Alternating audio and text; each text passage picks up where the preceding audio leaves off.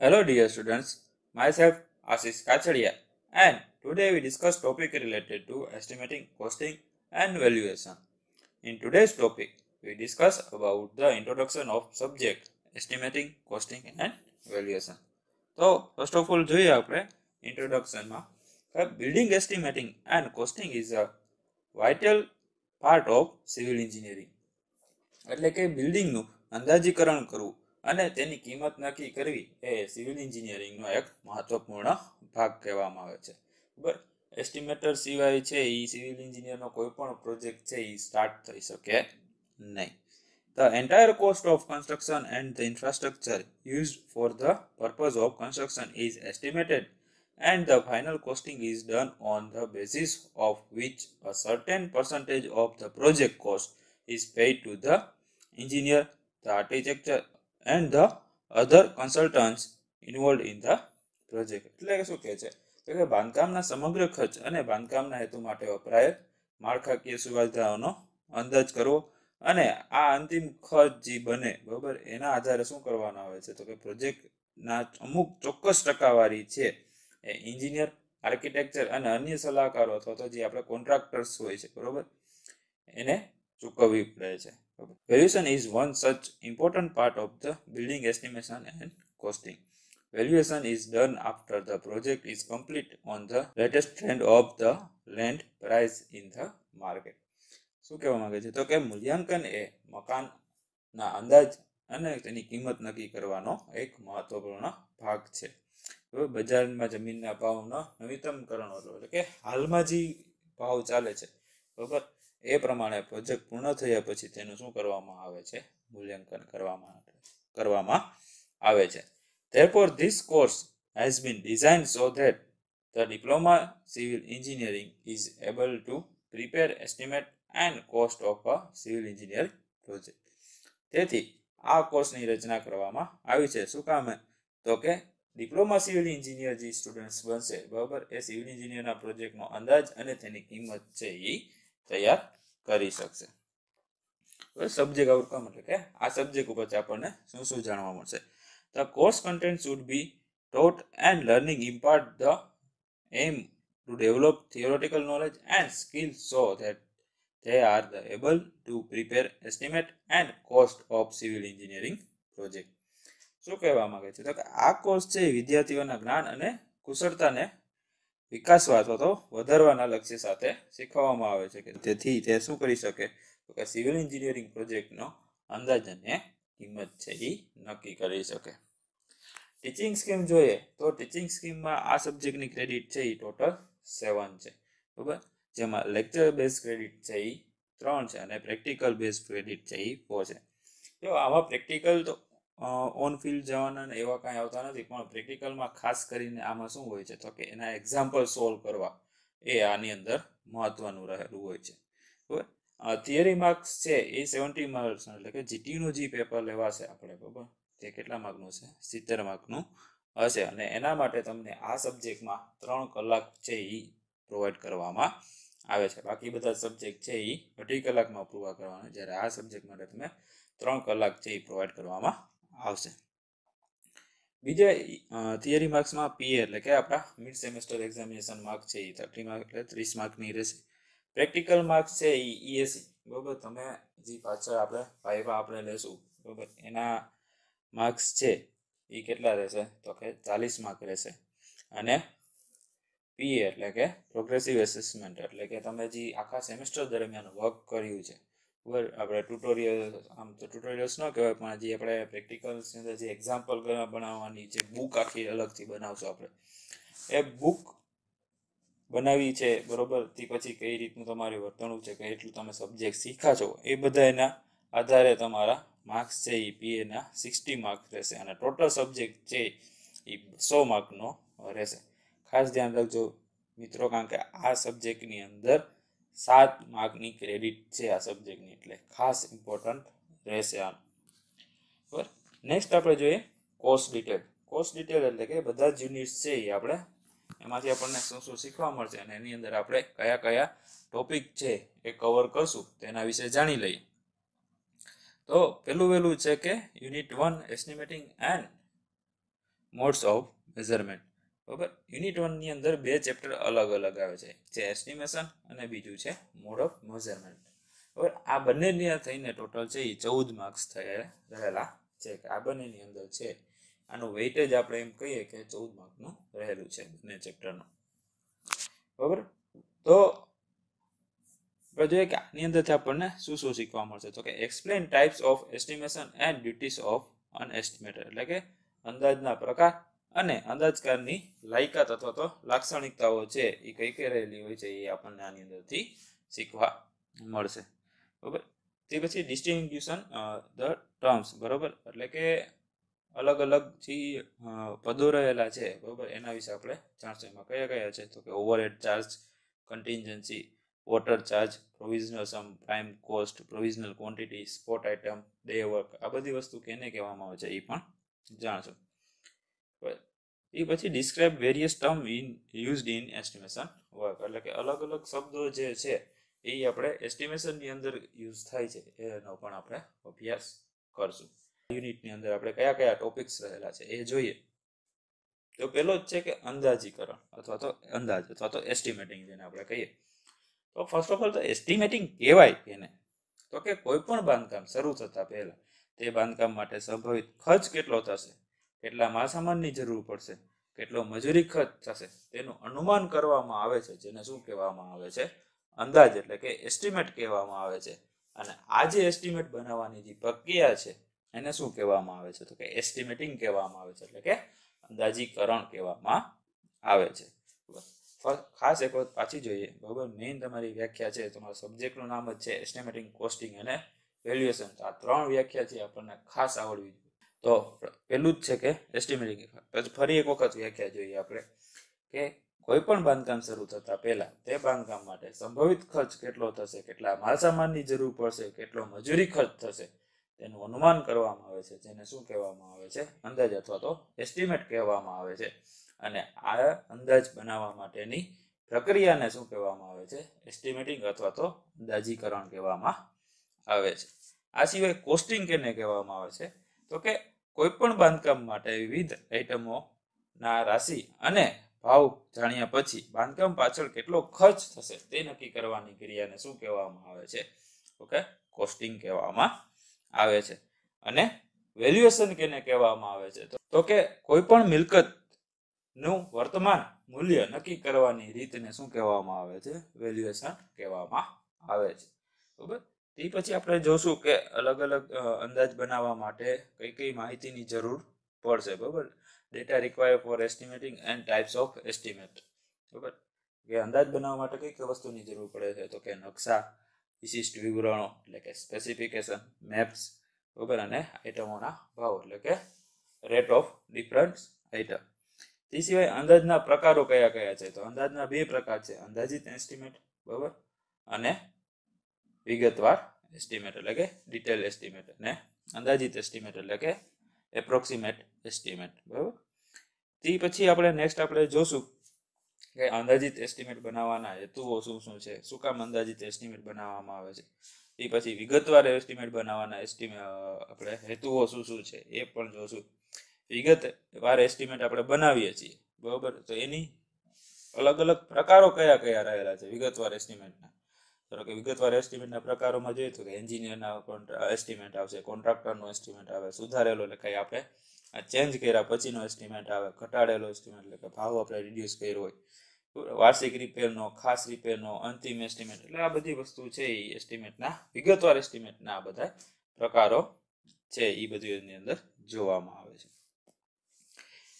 પછી quality and duties of good estimator. બરાબર, એટલે કે આ સારા અંદાજકારની લાક્ષણિકતાઓ કઈ કઈ રહેલી છે અને એની કઈ કઈ ફરજો છે, બરાબર, એના વિશે પણ આપણે જોશું. બરાબર, સારા અંદાજકારની લાક્ષણિકતાઓ હોય તો એમાં શું હોય કે એને કે ડ્રોઈંગ ને બધું વાંચતા આવડવું જોઈએ, બાંધકામનો અનુભવ હોવો જોઈએ, બરાબર, બાંધકામના નિયમો, બિલ્ડિંગ બાય લોઝ આપણે સેકન્ડ સેમની અંદર બીડી સબ્જેક્ટ આવ્યો તો એની અંદર ભણ્યા હતા, એ બધી વસ્તુનું નોલેજ હોવું જોઈએ. બરાબર, ગણિત, ભૂમિતિનું ખાસ એવું ધ્યાન હોવું જોઈએ, સામાન્ય જ્ઞાન ધરાવતો હોવો જોઈએ, દૂરદ્રષ્ટિ ધરાવતો હોવો જોઈએ, એટલે કે એ બધી વસ્તુ છે એ સારી એવી રીતે કામ કરી શકે. બરાબર, નેક્સ્ટ આપણે જોઈએ એસ્ટિમેટ કરતા વાસ્તવિક ખર્ચમાં વધારો ઘણી વખત થઈ જતો હોય બરાબર, તો એ પણ એક તમારે ટોપિક એની અંદર આવશે. તે સિવાય અંદાજિત એસ્ટિમેટ બનાવવાની રીતો. અંદાજિત આપણે વિગતવાર એસ્ટિમેટ અલગ અલગ જોયા હતા બરાબર, અને અંદાજિત એસ્ટિમેટ બનાવવા માટે અલગ અલગ મેથડ્સ છે. કઈ કઈ મેથડ છે? તો સર્વિસ યુનિટ મેથડ છે, પ્લિન્થ એરિયા મેથડ, ફ્લોર એરિયાની મેથડ છે, કાર્પેટ એરિયા ટકાવારીની રીત, ઘન માપની રીત બરાબર, ટિપિકલ 2 ની રીત, CBRIની ઇમ્પિરિયલ સૂત્રની રીત, અંદાજિત રાશિની રીત, કિંમતની સરખામણીની રીત બરાબર. આ બધી વસ્તુ છે એ આપણે અંદાજિત એસ્ટિમેટ બનાવવાની રીતો છે બરાબર. તે સિવાય આપણે અલગ અલગ ટેકનિકલ ટર્મ્સ જોશું બરાબર. એ કયા કયા ટેકનિકલ ટર્મ્સ હશે? તો કે provisional sum, prime cost, provisional રાશિ, સ્પોટ આઇટમો, ડે વર્ક, કન્ટીજન્સી કેને કહેવામાં આવે છે, વર્ક ચાર્જ, એસ્ટાબ્લિશમેન્ટ ચાર્જ કેને કહેવામાં આવે છે, વોટર ચાર્જ કેને કહેવામાં આવે છે, ઓવરહેડ ચાર્જીસ કેને કહેવામાં આવે છે. આ બધી વસ્તુ છે એ આપણે આની અંદર જોશું. આ બધી વસ્તુ છે ફર્સ્ટ યુનિટની અંદર આવે છે. તે પછી આપણે જોઈએ તો કે નેક્સ્ટ આપણું જે ચેપ્ટર, 2 ચેપ્ટર રહેલા હતા એક યુનિટની અંદર, એક હતું એસ્ટિમેટ અને બીજું હતું મોડ ઓફ મેઝરમેન્ટ. તો બીજામાં આપણું જે ચેપ્ટર છે એની અંદર કઈ કઈ વસ્તુઓ રહેલી છે? તો કે general rules for measurement and its unit of different items for civil engineering work બરાબર. એટલે કે માપણીના સામાન્ય નિયમો બરાબર. અલગ અલગ જે નિયમ છે એ કોઈ પણ આપણે મેઝરમેન્ટ કરવું હોય તો આપણે ખબર છે ઘન છે, કોઈનું ક્યુબિક માપો હોય તો આપણે એને મીટર ક્યુબમાં માપીએ છીએ, કોઈ ક્ષેત્રફળ છે તો મીટર સ્ક્વેરમાં માપીએ છીએ, લંબાઈ હોય તો એને મીટરમાં માપીએ છીએ. એટલા માટે કઈ કઈ વસ્તુઓ છે જે સિવિલ એન્જિનિયરિંગની વર્ક છે, સ્લેબ છે, બ્રિક વર્ક છે, સ્કર્ટિંગ છે, તો આ બધી વસ્તુઓ કેમાં મપાય બરાબર, એના માટેના રૂલ્સ છે એ આપણે આ ચેપ્ટરની અંદર જોવામાં આવશે. અને આ બધા જે છે એના જે બેઝિક ટર્મ જે ડિસાઇડ કરેલા છે કે આનો યુનિટ આ જ થાય અને આને આમ જ મેજરમેન્ટ કરવાનું આવશે બરાબર, તો એ પણ આપણે આ ચેપ્ટરની અંદર જોશું. આ બધા જે માપણી માટેના નિયમો છે એના માટે કોડ બનાવવામાં આવેલો છે IS 1200 બરાબર, જેની અંદર આ બધા જ માટેના માપણીના નિયમો આપેલા છે. IS 1200 ના પાર્ટ ઘણા જ છે બરાબર. બધા જ પાર્ટ્સની અંદર અલગ અલગ સ્પેસિફિકેશન, અલગ અલગ સ્પેશિયલ વર્ક માટે આપેલા છે. તે સિવાય કે કોઈ પણ આઇટમ્સ છે એના એકમના સિદ્ધાંત બરાબર. એટલે આપણે એ જોયું ને કે કોઈ દળ, કદ ને જાડાઈ ધરાવતા માપોને કેમાં માપવા જોઈએ તો ઘન મીટરમાં. ચિત્રા, પાતળા અને સપાટીવાળામાં કામો હોય એને શેમાં માપવામાં આવે છે તો કે ચોરસ મીટરની અંદર માપવામાં આવે છે. લાંબા અને પાતળા કામો હોય એને રનિંગ મીટરમાં માપવામાં આવે છે બરાબર. આ બધીના સિદ્ધાંતો છે. પછી એની અંદરથી આપણે જોશું કે વિવિધ જે કામો છે એની માપણીની રીતો કઈ કઈ છે. એમાં કઈ કયા કામનો આપણે સમાવેશ કરીશું તો કે માટી કામ માટે, ઈંટના ચણતર કામ માટે, કોન્ક્રીટનું પ્લાસ્ટરિંગ માટે અને પોઇન્ટિંગ માટે, લાકડાના કામ માટે, રંગકામ, પછી ફોર્મવર્ક કેને કહેવામાં આવે છે તો કે જે આપણે ચોકા ટેકા જે યુઝ કરીએ છીએ સ્લેબ અથવા તો કોન્ક્રીટને ફિક્સ કરવા માટે, તો એને આપણે શું કહેવામાં આવે છે? ફોર્મવર્ક તરીકે લેવામાં આવે છે. તે સિવાય છે કે માપણીના અલગ અલગ એકમો, વિવિધ એકમો છે એ બરોબર કેમાં અંદર માપવામાં આવે છે. ધારો કે અલગ અલગ માલ સામાન છે તો સિમેન્ટ છે એ થેલીમાં માપવામાં આવે છે, રેતી, કપચી ને ઈંટ છે એ બધું ઘન મીટરમાં માપે છે બરાબર. ઈંટના કટકા હોય એને ઘન મીટરમાં માપે, ઈંટ હોય તો એને નંગમાં એટલે કે નોસની અંદર માપવામાં આવે છે. લાકડું હોય તો ઘન મીટરમાં માપવામાં આવે છે બરાબર. સ્ટીલને કિલોગ્રામની અંદર વાપરવામાં આવે છે. તો આ બધી અલગ અલગ યુનિટ્સ આપણે જોયા. તે સિવાય અર્થવર્કની અંદર હોય બરોબર. કોઈ પણ વસ્તુ આપણે ખોદાણ કામ કરીએ, પુરાણ કામ કરીએ, એ બધી વસ્તુ ઘન મીટરમાં માપવામાં આવે છે. ચણતર કામ છે એ ઘન મીટરમાં માપવામાં આવે, કોન્ક્રીટિંગ છે એ ઘન મીટરમાં માપવામાં આવે, લાકડાનું કામ હોય બરોબર એ ઘન મીટરમાં માપે બરોબર. પછી છાપરા રૂફિંગ હોય તો એ ચોરસ મીટરમાં મપાય છે. પ્લાસ્ટરિંગ ચોરસ મીટર એટલે કે મીટર સ્ક્વેરની અંદર આપણે માપીએ છીએ. ફ્લોરિંગ એ ચોરસ મીટરની અંદર વપરાય. કાચનું કામ છે બરોબર, પ્લાસ્ટર રિપેરિંગ છે એ બધું ચોરસ મીટરની અંદર મપાય છે. તો આ બધા હતા એ અલગ અલગ માપણીના એકમો હતા. હજી પણ ઘણા બધા છે એ આપણે એટ એ ટાઈમ આપણે ડિટેલમાં જોશું. નેક્સ્ટ આપણે યુનિટ છે યુનિટ નંબર 2. આમ જોવા જઈએ તો આપણું ચેપ્ટર નંબર 3 છે જેનું નામ છે સ્પેસિફિકેશન. સ્પેસિફિકેશન કેને કહેવામાં આવે છે તો કે સ્પેસિફિકેશન એટલે કે એનું ગુજરાતી વર્ડ થાય છે વિશિષ્ટ વિવરણો બરોબર. કે એકદમ ડિટેલમાં આપણને એક ચોક્કસ વસ્તુ માટે આપણને ડિટેલમાં આપી દીધું. આપણે કેમ હોય કે મોબાઈલ લેવો છે બરોબર, તેની અંદર એક સ્પેસિફિકેશન લખેલું હોય કે સ્પેસિફિકેશન શું હોય તો કે એની લંબાઈ લખેલી હોય, ઊંચાઈ લખેલી હોય, સ્ક્રીનની સાઇઝ લખેલી હોય, એના પિક્સલ કેટલા, રિઝોલ્યુશન શું છે, વેઇટ કેટલો છે બરોબર, પછી એમાં કઈ કઈ ફેસિલિટીઝ આવે છે, કેમેરા શું છે, બ્લૂટૂથ શું છે, કઈ ક્વોલિટી, આ બધી વસ્તુ આપણને સ્પેસિફિકેશન એક મોબાઈલ ના હોય તો આપણને બધી ખબર હોય. એમ જ અલગ અલગ એક સિવિલ વર્ક્સ માટે પણ સ્પેસિફિકેશન તૈયાર કરવામાં આવે છે, જેને શું કહેવાય છે, વિશિષ્ટ વિવરણો આપણે ગુજરાતીમાં કહીએ બરાબર. તો આ ચેપ્ટરની અંદર આપણે શું શું શીખશું તો કે write specification for various item of civil works, એટલે કે સિવિલ એન્જિનિયરિંગના લગતા અલગ અલગ વિશિષ્ટ વિવરણો લગતા આપણે શીખશું. Specification of the various types of civil engineering, એટલે કે સ્પેસિફિકેશનના અલગ અલગ વિશિષ્ટ વિવરણો જે છે બરાબર સિવિલ એન્જિનિયરિંગ લગતા, એના એક્ઝામ્પલ્સ આપણે આની અંદર જોશું. કયા કયા ટોપિક્સ આની અંદર કરવામાં આવે છે તો કે ઇમ્પોર્ટન્સ ઓફ સ્પેસિફિકેશન. પહેલી જ વસ્તુ તો કે સ્પેસિફિકેશન એને કહેવામાં આવે છે તો કે સ્પેસિફિકેશન એટલે કે શું, કોઈ પણ આઇટમ માટે વાપરવામાં આવતી માલસામગ્રી અને કારીગરોની ગુણવત્તાનું ખાસ વર્ણનને શું કહેવામાં આવે છે, વિશિષ્ટ વિવરણ અથવા તો સ્પેસિફિકેશન કહેવામાં આવે છે. પછી નેક્સ્ટ આપણે જોશું તો કે ઇમ્પોર્ટન્સ ઓફ સ્પેસિફિકેશનની અગત્યતા, સ્પેસિફિકેશનના હેતુઓ, પછી ટાઈપ્સ ઓફ સ્પેસિફિકેશન એટલે કે સ્પેસિફિકેશનના પ્રકાર. પ્રકારોમાં બે પ્રકાર આવેલા છે, સંક્ષિપ્ત પ્રકાર અને વિગતવાર, એટલે કે બ્રીફ સ્પેસિફિકેશન અને વિગતવાર સ્પેસિફિકેશન એટલે કે ડિટેલ સ્પેસિફિકેશન. પછી છે પ્રિન્સિપલ ઓફ રાઇટિંગ સ્પેસિફિકેશન, એટલે કે સ્પેસિફિકેશન લખવાના અલગ અલગ સિદ્ધાંતો કયા કયા છે.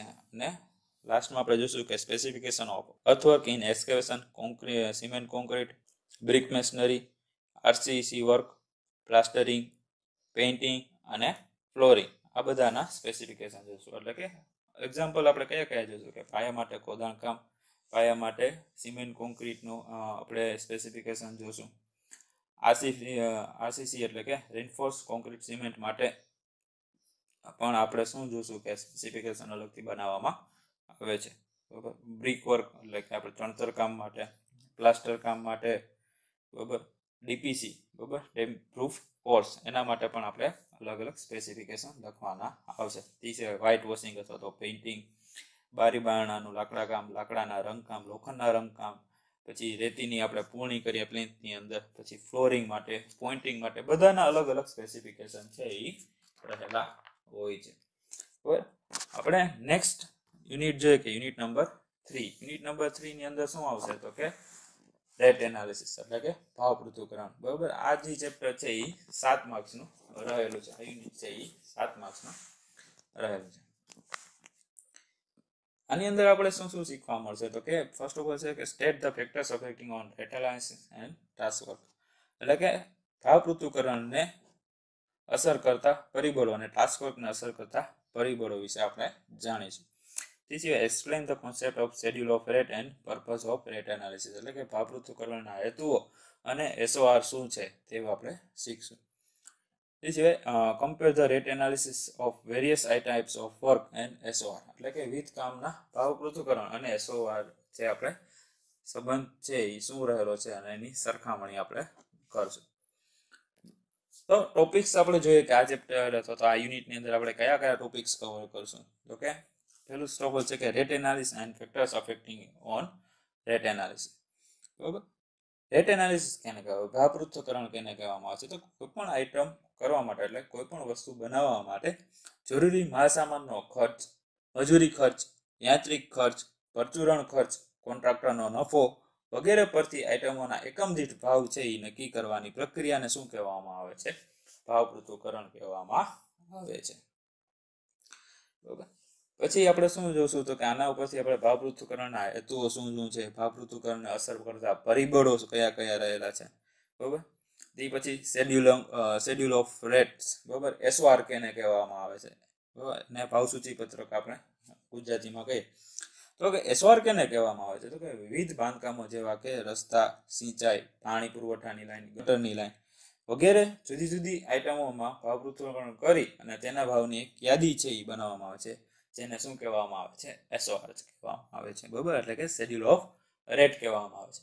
આ યાદી છે એ ગવર્મેન્ટ તરફથી બહાર પાડવામાં આવે છે અને ગવર્મેન્ટના કામ છે એ બધા આના ઉપરથી છે એ મેઝર કરવાના આવે અને આના ઉપરથી ભાવ છે એ નક્કી થતા હોય છે. તે સિવાય આપણે જોશું કે ટાસ્ક વર્ક અને factors of affecting on task work. બરાબર, કે ટાસ્ક વર્ક કેને કહેવામાં આવે છે? તો કે મજૂર કે કારીગર એક દિવસમાં એટલે કે 8 કલાકમાં જેટલું કામ કરી શકે તેને શું કહેવામાં આવે છે? તો કે ટાસ્ક વર્ક કહેવામાં આવે છે. બરાબર, તે સિવાય કે ટાસ્ક વર્કને અસર કરતા પરિબળો જોશું. જુદા જુદા કારીગર છે એનું ટાસ્ક વર્ક શું રહેલું છે, એટલે કે એ 8 કલાકમાં કેટલું કામ કરી શકે અથવા તો એક કામ કરવા માટે કેટલા મજૂરો જોઈએ, બરોબર, એક દિવસમાં, એ આપણે આની અંદર જોશું. તે સિવાયના આપણે કઈ વસ્તુ જોશું તો કે market trades of construction materials, એટલે કે વિવિધ પ્રકારના જે માલસામાન છે, બરોબર, એના હજી બજારનો ભાવ શું રહેલો છે એના વિશે આપણે જાણશું. બરાબર, તે સિવાય કે વિવિધ પ્રકારના મજૂરો છે, બરોબર, એના માટે વિવિધ પ્રકારના કામ માટે કેટલા મજૂરો જોઈએ એ પણ જાણશું. અને વિવિધ પ્રકારના જે કારીગર્સ છે એની મજૂરીનો દર શું ચાલી રહ્યો છે એ પણ આપણે આની અંદર જોશું. તે સિવાય નેક્સ્ટ ટોપિક આપણો એ રહેશે કે rate analysis for earthwork in excavation, CC work એટલે કે concrete cement concrete work, brick masonry work, RCC work, plastering and flooring work, એટલે કે આ બધા જ અલગ અલગ કામો છે, બરોબર. એના માટે આપણે શું કરશું? માલસામાન માટેનું ભાવ પૃથ્થકરણ છે એ નક્કી કરવામાં આવે છે. હવે એના આગળ આપણે એનું બીજું એક વસ્તુ જોશું કે આ બધી આઈટમો જે છે અલગ અલગ કામ માટે માલસામાનની ગણતરી કઈ રીતે કરવી. હવે ધારો કે ઈંટ કામ છે, કોન્ક્રીટ કામ છે, પ્લાસ્ટર કામ છે, આ બધા માટેના જે મટીરિયલ યુઝ થાય કે એમાં કેટલી રેતી, કેટલો સિમેન્ટ, બરાબર, કેટલો એગ્રીગેટ જોશે, તે સિવાય કેટલી ઈંટ જોશે, આ બધી વસ્તુની છે એ ગણતરી કરવાની પણ એક રીત છે, બરાબર, એ પણ આપણે શીખશું. તેના પછી આપણે મુખ્ય આઈટમોનું ભાવ પૃથ્થકરણ જોશું, એટલે કે મેઇન આઇટમ્સ છે એના ભાવ પૃથ્થકરણમાં કઈ કઈ વસ્તુઓ આપણે સમાવેશ કરી શકીએ છીએ. તો કઈ કઈ વસ્તુઓનું ભાવ પૃથ્થકરણ જોશું તો કે સામાન્ય માટીનું ખોદાણ કામ, પાયામાં રેતીની પૂરણી, પાયામાં ઈંટના ટુકડાઓ માટેનો સીસી એટલે કે સિમેન્ટ કોન્ક્રીટ, પાયામાં ઈંટના ટુકડાનો ચૂના કોન્ક્રીટ એટલે કે સિમેન્ટની જગ્યાએ ચૂનો નાખીને આપણે એનો કોન્ક્રીટ બનાવશું, તે જોશું. પાયામાં સિમેન્ટ કોન્ક્રીટ વિશે આપણે ભાવ પૃથ્થકરણ કરશું. સ્લેબ માટે આરસીસી, એના માટે આપણે ભાવ પૃથ્થકરણ કરશું. બીમ અને કોલમ માટે આરસીસી, એના માટે આપણે ભાવ પૃથ્થકરણ કરશું. હવે સુપરસ્ટ્રક્ચરમાં બ્રિક વર્ક, બરાબર, એના વિશે પણ આપણે ભાવ પૃથ્થકરણ કરશું. પાર્ટીશન વોલનું આપણે કામ કરવું હોય, બરાબર, તો એના પણ આપણે અલગથી ભાવ પૃથ્થકરણ કરવું પડે. હવે પ્લાસ્ટર કરવા માટેના ભાવ પૃથ્થકરણ શીખશું. વ્હાઇટ વોશ એટલે કે પેઇન્ટિંગ કરવા માટેના પણ ભાવ પૃથ્થકરણ વિશે આપણે ડિટેલમાં જોશું. નેક્સ્ટ આપણે જોઈએ કે યુનિટ નંબર 4 ડિટેલ એસ્ટિમેશન, બરાબર. આમ જોવા જઈએ તો તમારું ચેપ્ટર નંબર 5 જે 28 માર્ક્સનું રહેલું છે, બરાબર. આ એક ચેપ્ટર જ એવું છે કે જે સૌથી મેઇન ચેપ્ટર છે અમારા એસ્ટિમેટિંગ, કોસ્ટિંગ એન્ડ વેલ્યુએશન સબ્જેક્ટનું. બરાબર, આની અંદર આપણે કયા કયા વસ્તુઓ શીખશું તો કે state the various method of detail estimation, એટલે કે વિગતવાર એસ્ટિમેશનની કઈ કઈ રીતો છે એના વિશે જાણીશું. Estimating cost of 1 and 2 room building, એટલે કે 1 ને 2 રૂમના વિગતવાર અંદાજ આપણે બનાવતા શીખશું. Estimate the cost of 2 storeyed building, એટલે કે 2 માળના મકાન માટે વિગતવાર અંદાજ બનાવતા શીખશું. Estimating cost for RCC retaining wall and culverts, બરાબર.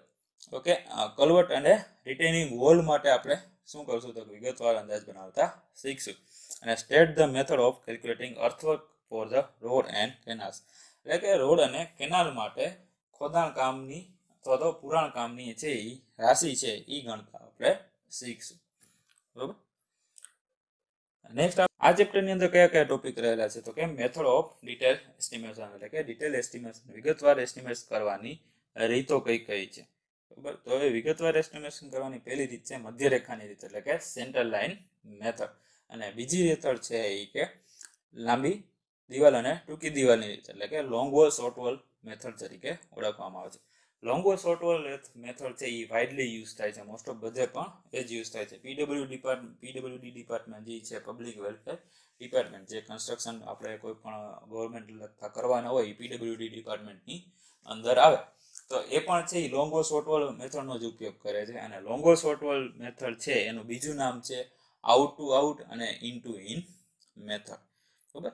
નેક્સ્ટ આપણે આગળ જોઈએ કે આ સિવાય આપણે શું કરશું તો કે જંક્શનની ગણતરી, બરોબર. જંક્શન એટલે કે શું કે જ્યાં બે દિવાલ છે એ ભેગી થતી હોય, બરોબર, એ જે પોર્શન આવે એને શું કહેવામાં આવે છે, જંક્શન તરીકે ઓળખવામાં આવે છે. એની ગણતરી કઈ રીતે કરવી, બરોબર. પછી મુક્ત છેડાવાળી દિવાલ કે જ્યાં પછી એનો એન્ડિંગ આવી જતો હોય, બરોબર, એની ગણતરી કઈ રીતે કરવી. ક્રોસિંગ એટલે કે જ્યાં બે દિવાલ છે એ ક્રોસ થતું હોય, બરોબર, એની ગણતરી કઈ રીતે કરવી. ચણતર માટે બાકોરા અને કપાતના નિયમો, બરોબર, આજી છે એની ગણતરી કઈ રીતે કરવી. આપણે કોઈ પણ કબાટ મૂક્યો હોય અથવા તો વચ્ચે ખાલી મૂકી દીધું હોય, બારી મૂકીએ, દરવાજો મૂકીએ, આ બધા માટે કપાતના નિયમો આપણે એપ્લાય કરવા પડે, એની પણ આપણે ગણતરી કઈ રીતે કરીશું એ શીખશું.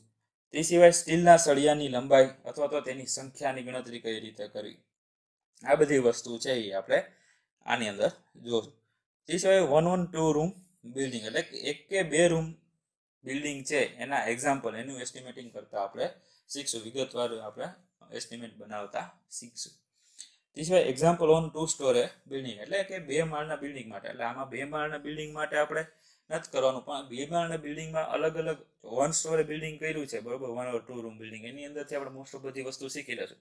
પણ જે વસ્તુ એની અંદર નથી આવતી એ આપણે આ 2 સ્ટોરે બિલ્ડિંગ છે, બરોબર, એની અંદરથી આપણે શીખવાની છે. કઈ તો કે ફૂટિંગ આવશે આરસીસી નું, તો એ આપણે આની અંદર શીખશું. કોલમ ને બીમની ગણતરી કઈ રીતે કરશું, સ્લેબની ગણતરી કઈ રીતે કરવી, એ બધી વસ્તુ છે એ 2 સ્ટોરે બિલ્ડિંગની અંદર આપણે શીખવાનું આવશે.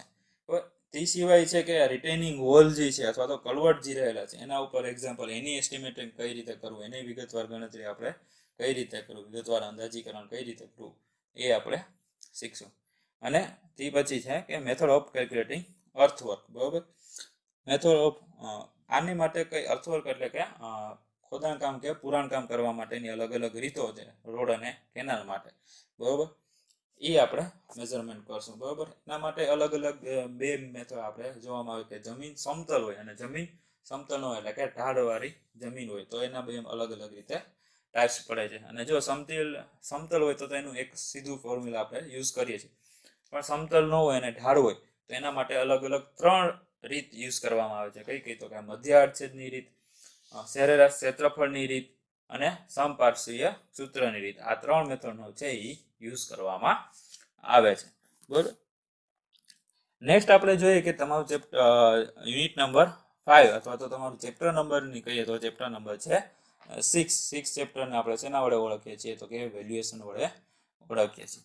આ ચેપ્ટરની અંદર આપણે કઈ વસ્તુ શીખશું તો કે difference between cost, price and value, એટલે કે તફાવત કેની વચ્ચે જોશું તો કે કોસ્ટ, પ્રાઇસ અને વેલ્યુ વચ્ચેનો તફાવત જોશું. ડિફરન્શિએટ બિટવીન ડિપ્રિસિએશન અને ઓબ્સોલિયન્સ, એટલે કે અવમૂલ્યન અને અપ્રચલન વચ્ચે તફાવત આપણે કરશું, બરોબર, એની બંનેની સરખામણી કરશું. Describe the different types of value, એટલે કે વેલ્યુના અલગ અલગ પ્રકારની વિશે આપણે જાણશું. પછી evaluate the actual value of any property, એટલે કે કોઈ પણ સ્થાયી મિલકત છે એની વેલ્યુ આપણે ગણતરી કરતા શીખશું. Describe the procedure of fixing the standard rate, એટલે કે ભાડાના પ્રકાર અને તે ભાડું છે એ નક્કી કરવા માટેની રીત છે એના વિશે પણ જાણશું. જોઈએ કે આ ચેપ્ટરની અંદર કયા કયા ટોપિક્સ રહેલા છે તો કે ફર્સ્ટ ઓફ ઓલ જ છે કે વેલ્યુએશન વિશે તો જોઈએ કે વેલ્યુએશનની વ્યાખ્યા આપણે આગળ જોઈ હતી કે વેલ્યુએશન શું છે તો કે કોઈ પણ મિલકતનું વર્તમાન મૂલ્ય નક્કી કરવા માટેની રીતને શું કહેવામાં આવે છે, વેલ્યુએશન કહેવામાં આવે છે. તે પછી આની અંદર ટોપિકમાં આવશે કોસ્ટ, પ્રાઇસ અને વેલ્યુ, આ ત્રણેય વચ્ચેનો ડિફરન્સ આવશે, એટલે કે ત્રણેય શું છે એના વિશે કઈ. કોસ્ટ કેને કહેવામાં આવે છે તો કોઈ પણ ચીજ વસ્તુ કે જે અમુક મૂલ્ય ધરાવતી હોય તેના ઉત્પાદન પાછળ કરવામાં આવતા વાસ્તવિક ખર્ચને શું કહેવામાં આવે છે, કોસ્ટ તરીકે ઓળખવામાં આવે છે.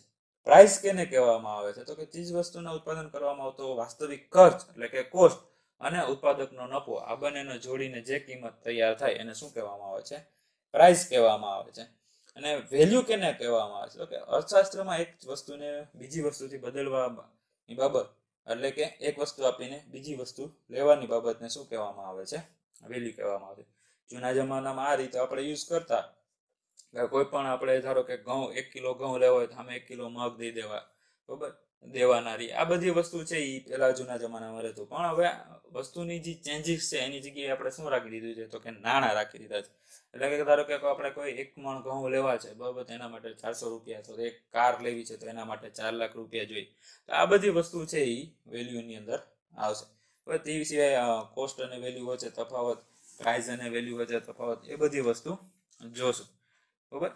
તે પછી આપણે ટાઈપ્સ ઓફ પ્રોપર્ટી અને ઓબ્જેક્ટિવ ઓફ વેલ્યુએશન. બરાબર, પ્રોપર્ટીના અલગ અલગ પ્રકાર. મેઇન તો બે પ્રોપર્ટીના બે પ્રકાર છે. એક સ્થાવર પ્રોપર્ટી કહેવાય, સ્થાવર મિલકત જેને કહીએ છીએ, અને એક જંગમ મિલકત એટલે કે પર્સનલ એસ્ટેટ તરીકે જેને ઓળખવામાં આવે છે. પછી છે ઓબ્જેક્ટિવ્સ ઓફ વેલ્યુએશન. ઓબ્જેક્ટિવ એટલે કે એના અલગ અલગ જે હેતુઓ રહેલા છે બરાબર, કે વેલ્યુએશન શું કામ કરવું જોઈએ, તો કે ભાડું નક્કી કરવા, વીમો ઉતારવા માટે, સુધારણા ખર્ચ કરવો હોય, કરવેરો ભરવા, કોર્ટ ફી ભરવા, બેલેન્સ શીટ છે બરાબર, મિલકતનું વેચાણ અને ખરીદ કરવા માટે, મેઇન તો આ છે બરાબર. લોન લેવા માટે પણ વેલ્યુએશનની ખાસ જરૂર પડે છે. તે પછી આપણે એસ્ટિમેશન અને વેલ્યુએશન વચ્ચે તફાવત જોશું બરાબર. પછી સારો જે વેલ્યુઅર હોય, જેને વેલ્યુએશન સારું કરતા આવડતું હોય, એના આપણે ગુણધર્મો એટલે કે એને જે કઈ એની પાસે લાક્ષણિકતા હોય, એની આવડત કઈ હોય એના વિશે જાણશું બરાબર. પછી અલગ અલગ ટાઈપ્સની પ્રોપર્ટી જે છે કે મોર્ટગેજ કેને કહેવામાં આવે છે, ફ્રીહોલ્ડ પ્રોપર્ટી કેને કહેવામાં આવે છે, લીઝ પ્રોપર્ટી કેને કહેવામાં આવે છે, એના વિશે જાણશું બરાબર. એ પછી આપણે જોઈએ તો કે ડિપ્રિસિએશન અને ઓબ્સેલન્સ એટલે કે અમૂલ્યન અને અપ્રચલન, આ બંને વચ્ચેનો તફાવત અને આ બંને વસ્તુ શું છે એ પણ આપણે ડીપમાં જોશું બરાબર. અવમૂલ્યન કેને કહેવામાં આવે છે, તો કે મિલકતનું આયુષ્ય વધવાથી, સડો લાગવાથી, નુકસાન થવાથી અથવા તો નિઘર્ષણ થવાથી મિલકતના મૂલ્યમાં ઘટાડો થાય છે, એને શું કહેવામાં આવે છે, અવમૂલ્યન કહે છે. અને અપ્રચલન કહેવામાં આવે છે મિલકતના મૂલ્યમાં ફેશન, રીત રિવાજ કે ઢબ બદલવા અથવા તો જરૂરિયાત વધતા મિલકત અપૂર્ણ લાગવાથી તેને ફેરફાર થાય છે, તેને શું કહેવામાં આવે છે, અપ્રચલન એટલે કે ઓબ્સેલન્સ તરીકે ઓળખવામાં આવે છે બરાબર. અવમૂલ્યન છે એને ગણવા માટેની અલગ અલગ રીતો છે. કઈ છે તો કે સીધી રેખાની રીત, અચળ ટકાવારીની રીત અને નાણાં ભંડોળની રીત. આ 3 છે મેથડની રીતે છે આપણે અવમૂલ્યન છે એ કેલ્ક્યુલેટ કરી શકીએ. તે પછી આપણે જોઈએ કે મિલકતના એટલે કે types, different form of value એટલે કે વેલ્યુના અલગ અલગ પ્રકાર. કયા માર્કેટ વેલ્યુ છે, book value, scrap value, salvage value, accommodation value, distress value, monopoly value, replacement value, investment value, sentimental value, સ્કેપ્ચ્યુઅલ value, annual value, potential value, occupational value અને પ્રેઝન્ટ વેલ્યુ. આ બધી વિશે અલગ અલગ જે વેલ્યુના પ્રકાર છે એના વિશે પણ આપણે ડિટેલમાં ભણશું બરાબર. વેલ્યુએશન ટેબલ અને valuation method for property and land એટલે કે વેલ્યુએશન ટેબલ કે વેલ્યુ છે એ કઈ રીતે નક્કી કરવામાં આવે છે એનું એક ટેબલ છે બરાબર. અને એને જે મેથડ્સ આપણે જે અલગ અલગ મેથડ્સ જોઈ કે લેન્ડનું, જમીનનું અલગ અલગ ભાવ નક્કી કરવા માટેની જે મેથડ્સ છે એ પણ આપણે આની અંદર જોશું. લાસ્ટ જે આપણો ટોપિક રહેશે આ ચેપ્ટરની અંદર એ કયો રહેશે તો કે types of rent and fixing the standard rent એટલે કે ભાડાના અલગ અલગ પ્રકારો. તો ભાડાના કયા અલગ અલગ પ્રકારો છે કે standard rent, head rent, rack rent, situation rent, sitting rent, સબસાઇડેશન રેન્ટ, સુધારેલ rent, profit rent, contractual rent, nominal rent, monopoly rent, enclosement rent, gross rent, net rent, lease rent, ground rent. અલગ અલગ ભાડા રેન્ટ અથવા તો ભાડાના જે પ્રકાર છે એના વિશે ભણશું. અને સ્ટાન્ડર્ડ જે રેન્ટ છે બરોબર, એટલે કે સ્ટાન્ડર્ડ રેન્ટ છે એને આપણે કઈ રીતે ગણતરી અને એનું ભાડું જે આપણે નક્કી કરવાની જે રીત છે એના વિશે પણ આપણે આની અંદર ભણશું. અને આને લગતા એક્ઝામ્પલ પણ છે આપણે એ સોલ્વ કરશું બરાબર.